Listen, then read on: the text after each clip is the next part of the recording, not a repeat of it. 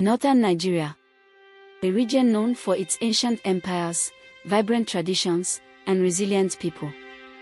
But behind the rich culture lies a haunting reality, one shaped by fear, bloodshed, and a struggle for survival.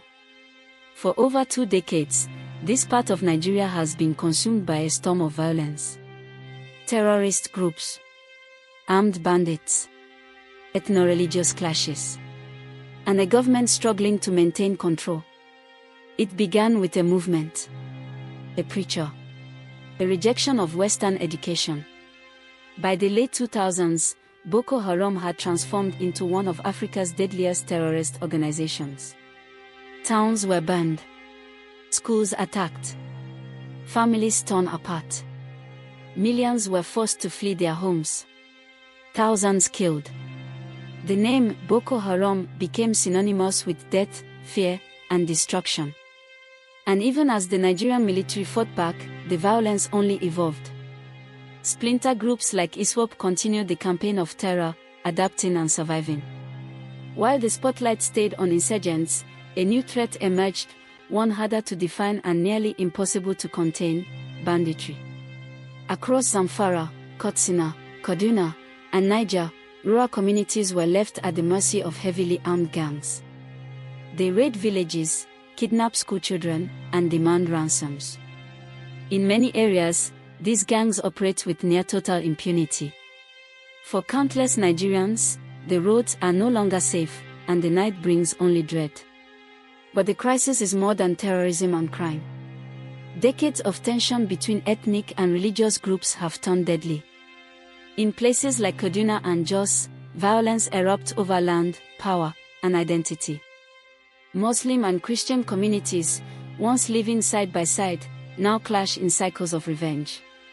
Farmer against herder, neighbor against neighbor.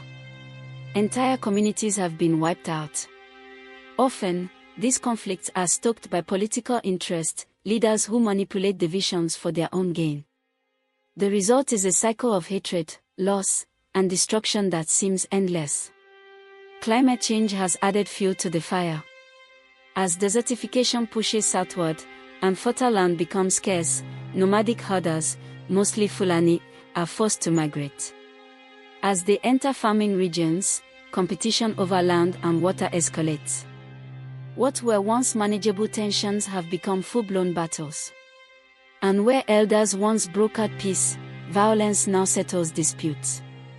Beneath all of this lies a deeper tragedy, a generation growing up with no education, no opportunities, and no hope. Schools in many northern regions have closed due to insecurity. Jobs are scarce. Infrastructure is crumbling. In these conditions, it's easy for extremist ideologies or criminal gangs to offer what the government does not: money, purpose, and a false sense of power. Poverty and neglect have become weapons, tools in the hands of those who exploit the vulnerable. In many communities, young people must choose between starvation or recruitment, between silence or survival.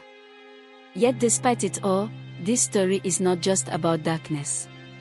It's about resilience. Communities that continue to rebuild. Parents who keep sending their children to school even in fear. Young people who speak out, resist, and demand a better future. Aid workers, journalists, teachers, and soldiers who refuse to give up. The dark side of northern Nigeria is real. But so is the light that refuses to be extinguished. The question is, will the world listen before it's too late? Title this story.